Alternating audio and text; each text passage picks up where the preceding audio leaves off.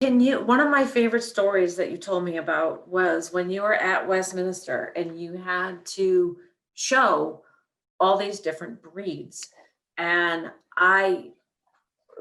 you being an all breed handler, you really are able to show different personalities, and whether it's a golden or whether it's a giant, or you need to show up differently for different dogs.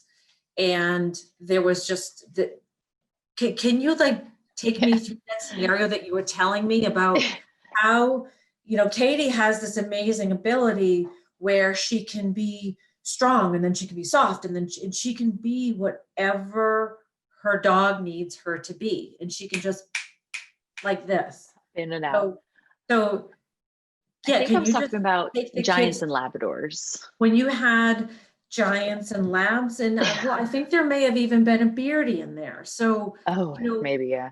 Even if you could just tell the story of a day and all the different personality changes you have to go through, in how you just, again, you have this way of tuning out everything else going on and just showing up and connecting with each dog in a very intimate way. Can you explain a day where you're at a dog show and you have to jump from one breed to another breed, and how it might go? Say like a normal day at a dog show. Yes. Like this past weekend, we just had so many dogs, but so I have to go from showing the giant schnauzer, which is extreme focus. It's very crafted. You have to make sure he moves a certain way, make sure his attention is there. You have to be just very intense, very focused with that breed. And I have to get him super jazzed up to go around the ring and all that stuff. And then I need to pop over to Labradors, where I can't get her too excited because then she just destroys herself. So everything is slowed down. Before you take her, you need to take a big deep breath and just calm yourself. And then you have to show her nice and easy. You don't set her up. She sets herself up, which is great. And then I have to go show the little Griffons, which you don't really want to touch them, but you have to kind of be sweet, but not too sweet, because then they melt into little puddles and they just want you to hold them. And then you have to run back over to golden retrievers, where most golden retrievers, you have to be very energetic. Just make sure they have their tails up, make sure their ears are up, make sure, I always say you have to be a little bit of a cheerleader to show a golden retriever, because you need to make sure they're peppy and that they're excited to be there. And then you go to the bearded collie, who you have to literally slow. Like even when I show the Beardy, I can hear every sound because I know that he's going to hear every sound. I can hear someone ripping tape up 4 rings away and be like, okay, I'm ready. I'm ready for him in case he has a moment, because it's a bearded collie. He is a herding dog. He has moments.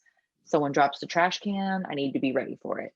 And that dog, everything is very slow and you can't be rushed with him, or he just shuts down. He just doesn't understand why there's so much pressure on him or why you're making him do it like this. It literally has to slow down and you have to kind of coddle him through it.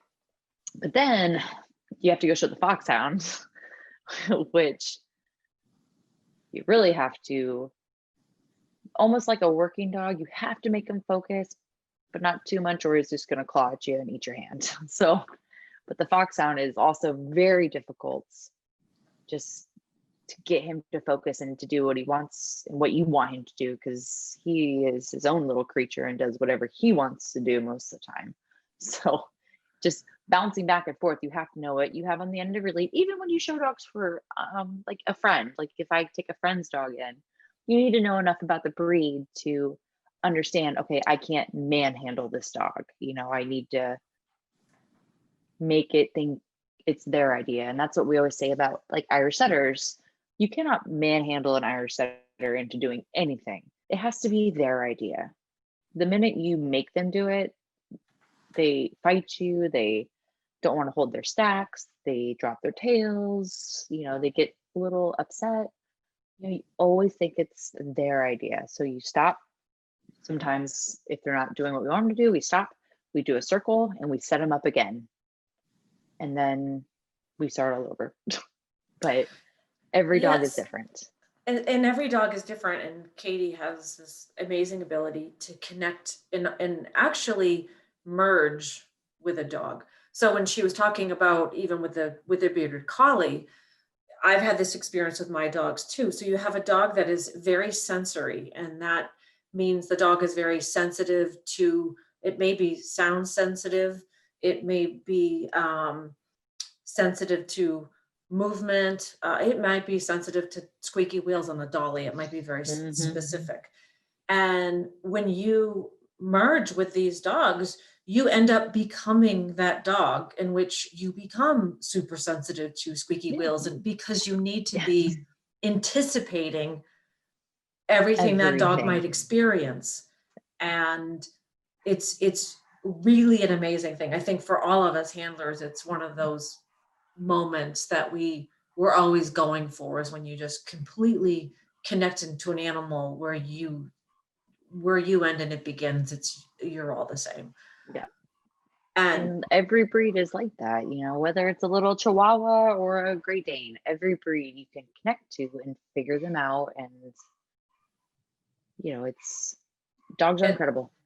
yeah, and so if I was at a show and Katie had a conflict, and I came over to help Katie with her Brittany, and before she goes running off, I might say, Katie, what does this dog need? And I would need Katie to, like, just boom. Yep. It's a very hyper dog, just go easy, don't react, and I would trust that Katie knows her dog, and then I would just have to show up however Katie told me to be what that dog needs me to be. So if you're a really effective handler, you're probably going to find yourself exhausted at the end of the day, Yes. because you're being So what the mentally dog needs you to exhausted. be. You're being what maybe your parents, your friends, your clients, all these people that you're interacting with, but especially the dogs. If you go all in to connect in with a dog, it's amazing, but it's also can be exhausting, because it's Yeah. intense focus, merging that um merging with a dog like that, and really being one with the dog. Very. Even when I showed Ty, I was the only dog I would go to a dog show with. At the end of the day, I was exhausted. But I would show him 3 times a day, and making sure that I got the performance I needed out of him every single time. It was exhausting. We were both exhausted at the end of the day. Right. We just would want to go to a dark hotel room and Netflix and chill for the rest of the night.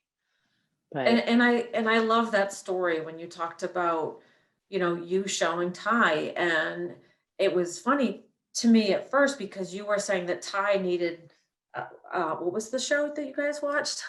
we watched The Walking Dead. The Walking Dead, yes. So Katie told me that Ty liked The Walking Dead, but it seems that it really was something that helped Katie chill. She'd pull the blind, she'd have a dark room, because it's really stressful for the handler and the dog. The dogs feel the pressure to win.